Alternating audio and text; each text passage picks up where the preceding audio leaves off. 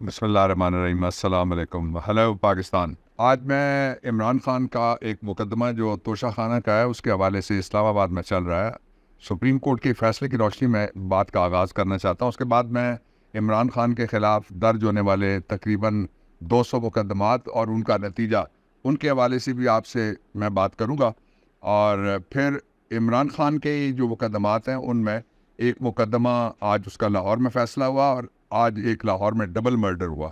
उन दोनों का आपस में किस तरह से नक्शस बनता है और असरअंदाज होते हैं वो एक दूसरे के ऊपर, इस पे भी मैं बात करूंगा आपसे। और कुछ दूसरी बातें जो बड़ी इंपॉर्टेंट है वो मैं आपसे शेयर करना चाहता हूँ, इसलिए कि इस तरह का एक ब्लैकआउट है जिसके अंदर सिर्फ सरकारी मौक़िफ़ ही सरकारी टीवी और दरबारी तरह के टीवी उनके ऊपर आ रहा है और जो लोग बोल रहे हैं उनको हटाया जा रहा है। एक ने एक सवाल कर दिया मीडिया ने, वो जो सहाफ़ी थे, बड़े दिलेर आदमी थे, शहबाज शरीफ से सवाल किया, उनको नौकरी से हटा दिया गया। एक और साहब है, उन्होंने उससे बढ़ के सवाल किया, पता नहीं उनके साथ क्या होता है। इस सारे माहौल के अंदर मैं आगाज़ करना चाहता हूँ इस बात से कि इमरान खान के ख़िलाफ़ एक जज हैं इस्लामाबाद के एडिशनल सेशन जज, वो पहले सीनियर सिविल जज थे, वो प्रोमोट होके अब एडिशनल सेशन जज हुए हैं और उनके पास उनका मुकदमा है। और जो जो मुकदमा है उसके बारे में इमरान खान की तरफ से लिख के ये कहा गया कि आप पे मुझे एतबार नहीं है, और वो कहते हैं नहीं जी एतबार हो या ना हो लेकिन मैंने ये मुकदमा सुनना है, इसका इसरार कर रहे हैं। क्या पाकिस्तान की तारीख में इससे पहले ऐसा हुआ, और अगर हुआ है तो उसका नतीजा क्या निकला, ये मैं बात आपके सामने रखना चाहता हूँ। पाकिस्तान की तारीख में एक मुकदमा था, वो SGS को टेक्ना केस उसको कहते हैं। बेनज़ीर भुट्टो का वकील मैं था और हफीज़ पीरज़ादा साहब मरहूम मगफूर वो आसिफ अली जरदारी के वकील थे। ये मुकदमा चला रावलपिंडी में, पहले ये लाहौर में था। वहाँ से हमने एक पिटीशन फाइल की कि यहाँ जजेस बाइस्ड हैं और उसको ट्रांसफ़र कर दिया जाए। तो जब वो मुकदमा ट्रांसफ़र होकर पिंडी आया तो वो जज जो सुन रहे थे वो भी ट्रांसफ़र करवा के अपनी पिंडी आ गए और फिर उन्होंने मुकदमा अपने पास दोबारा रख लिया। हमने दरखास्त उनको ये की कि ये मुकदमा आप ट्रांसफ़र कर दें, लेकिन उन्होंने मुकदमा ट्रांसफ़र करने से इनकार कर दिया। इस मुकदमे में अगर आप जाएंगे, ये रिपोर्ट शुदा है Asif Ali Zardari versus federation of Pakistan, जो PLD हमारा एक कानून का बड़ा मोतबर रिसाला है। ये ऑनलाइन भी आजकल आ रहा है, इसको आप निकाल के ज़रा देख लीजिएगा। और इसका सफ़ा है 2001 का है और सफ़ा है 568। इसमें जब जो ट्रायल के दौरान जो कुछ हुआ वो कई जगह आपको मेरा नाम मिलेगा कि मैंने ये कहा और जज ने ये नहीं माना, मैंने ये कहा और जज ने वो कर दिया। उसकी डिटेल का वक्त नहीं है, इसलिए मैं फोकस रखता हूँ इमरान खान के मुकदमे में। यानी इमरान खान के मुकदमे में जो जज कह रहे हैं कि मेरे पास आपको एतबार नहीं है, दरख्वास्त आपकी आ चुकी है, आप कहते हैं कि मैं बायस हूँ, मैं तासुब ज़दा हूँ, इसके बावजूद वो इसरार कर रहे हैं कि मैं ही इंसाफ करूँगा। जो तासुब जहाँ आ जाए उसके बारे में पहले 4 बातें सुप्रीम कोर्ट ऑफ पाकिस्तान ने इस मुकदमे में कही थी। अब वो जो जज पीछे आ गए, कयूम मलिक और एक काज़मी साहब थे, और जो जज पीछे आ गए फिर हम सुप्रीम कोर्ट चले गए। सुप्रीम कोर्ट ऑफ पाकिस्तान ने जो फैसला दिया उसके 4 नुकात हैं।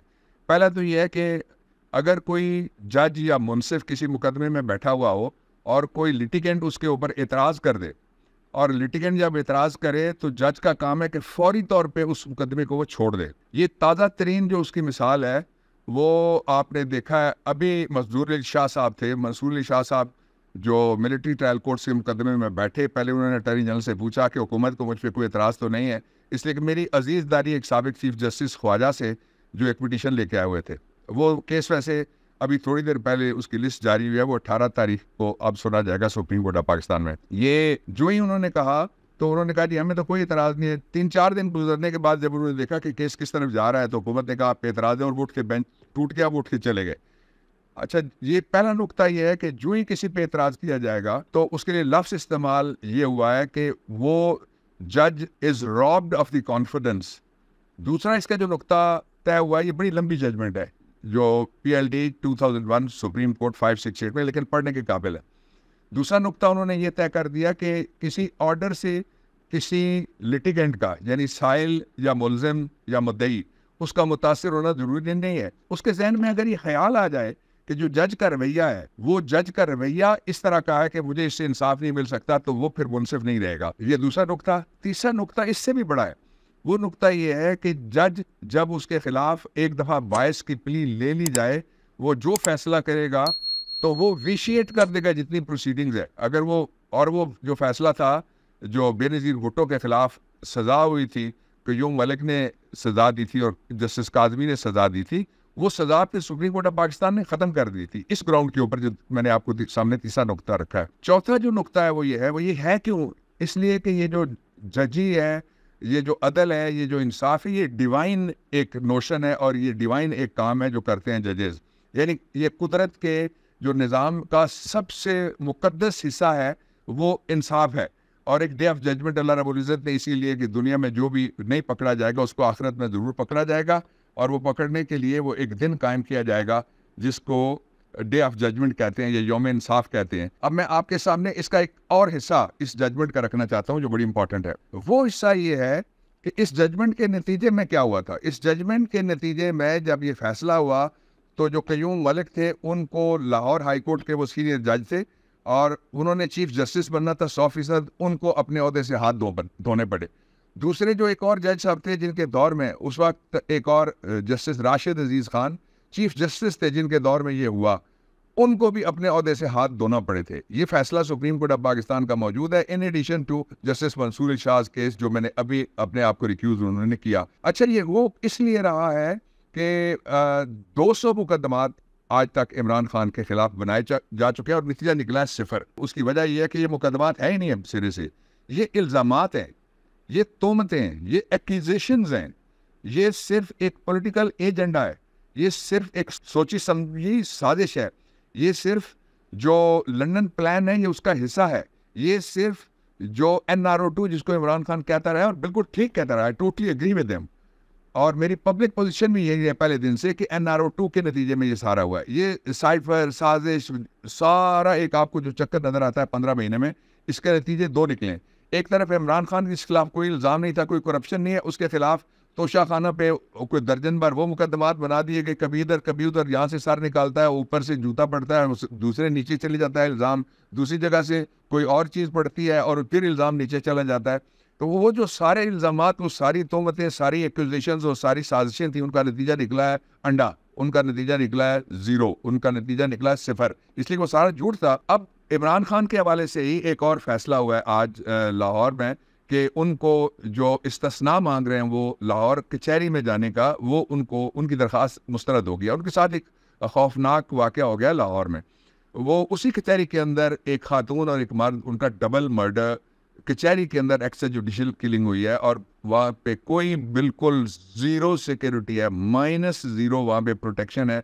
और मैंने 2-3 दिन पहले मेरे पास जो कुछ था मैंने आपके सामने रखा था, मैंने कहा था कि ये जो 200 केस डबल सेंचुरी जो हो रही है ये इमरान खान के लिए बड़ा शदीद किस्म का सिक्योरिटी रिस्क बना हुआ है। उसके साथ ही एक और चीज़ जो जुड़ती है वो भी इमरान खान से ही मुतल्लिका है, वो ये है कि इमरान खान की जो पॉलिटिकल पार्टी है, हमारी सब की जो पॉलिटिकल पार्टी है पाकिस्तान तहरीक इंसाफ, उसका कोई मुकाबला नहीं कर सकता। जो सारे इल्ज़ामात लगाए गए आप उनको 5 हिस्सों में तकसीम कर सकते हैं। पहले इल्ज़ामात वो है जिनके जरिए से इमरान खान, उनकी बेगम, इमरान खान को छोड़िए जरा 1 मिनट के लिए साइड पर रखते हैं, उनकी बेगम और उनकी जो बहनें हैं उनके खिलाफ मुकदमात बनाए गए, और फिर उनके कुछ जानने वाले हैं जो उनके खिलाफ भी, उनकी बेगम की जानने वाली खातून है उसके खिलाफ भी मुकदमात बनाए गए। ये तरीका था कि किसी तरीके से इमरान खान घुटने टेक दे। इसका दूसरा हिस्सा आप 5 में से ये ज़हन में रख लें कि इमरान खान को ये जान की थ्रेट नहीं थी, सिर्फ जान की थ्रेट को एक्सिक्यूट किया गया 2 दफा, और फिर अल्लाह रब्बुल इज़्ज़त बचाने वाले हैं, इसलिए वो आज भी इस सोलर सिस्टम के अंदर और कुर्राए अर्ज के ऊपर चलते फिरते हैं। ये अल्लाह की मर्जी है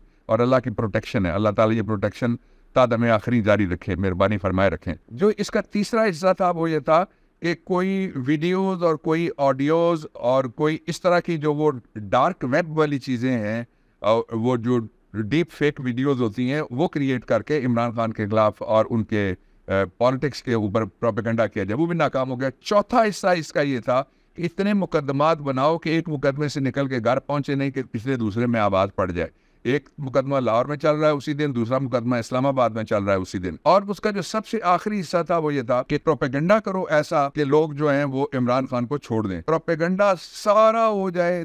3 प्रोपेगेंडे इमरान खान के खिलाफ कभी भी नहीं चल सकते इस कौम के अंदर। एक तो ये है कि मुस्तकबिल लोगों ने अपना वाबस्ता कर लिया इमरान खान के साथ, ये किसी प्रोपेगेंडे से वोटर जो है वो पीछे नहीं हटेगा और PTI का जो वर्कर है वो पीछे नहीं हटेगा, इंशाल्लाह इंशाल्लाह सुमा इंशाल्लाह, और कौम पीछे नहीं हटेगी अब तो इंशाल्लाह इंशाल्लाह सुमा इंशाल्लाह। और जो अगला जो उन्होंने तरीका सोचा वो ये था कि इल्ज़ाम ये लगाया जाए कि इमरान खान ने घड़ी चोरी कर ली, इमरान खान किसी के एजेंट हो गए, इमरान खान बिक गए, ऐसी ऐसी सारे तोमार जितने भी बांधे गए, उसका रिएक्शन बरामद हो रहा है। एक्शन जो किया गया वो चूंकि साजिश थी, और साजिश जो ही सामने आती है लोग रिएक्ट करते हैं, और वो और कुव्वत के साथ और वो और ताकत के साथ। अपने इर्द गिर्द आप नजर दौड़ा के, मेरी बात पे तवज्जो देने की जरूरत नहीं है, इमरान खान के हवाले से आप अपने इर्द गिर्द किसी से भी पूछ लें, जो लोग उसकी पार्टी में नहीं है, वो सारे भी कहते हैं उसके साथ, उसकी पार्टी के साथ, उसके कारकुनों के साथ जुल्म हो रहा है, पाकिस्तान के साथ जुल्म हो रहा है, और कौम के मुस्तकबिल के साथ जुल्म हो रहा है।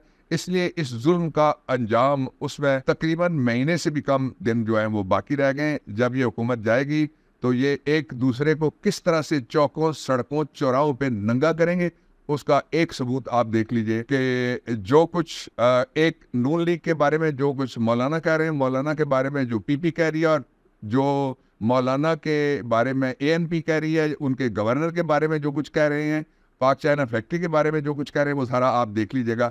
ये जो गंदगी का ढेर, मैंने इसको कहा था कि 14 जड़ी बूटियां जमा करके जो जहराब जमा किया गया है, उस जहराब ने पाकिस्तान को हर तरह की करप्शन से सैराब किया है, और बद इंतजामी के सैलाब में एक उसको गर्क कर दिया है, जिसमें से निकलने के लिए बहुत करीब इंशाअल्लाह इलेक्शन होगा। कल फिर बात करूंगा। पाकिस्तान जिंदाबाद।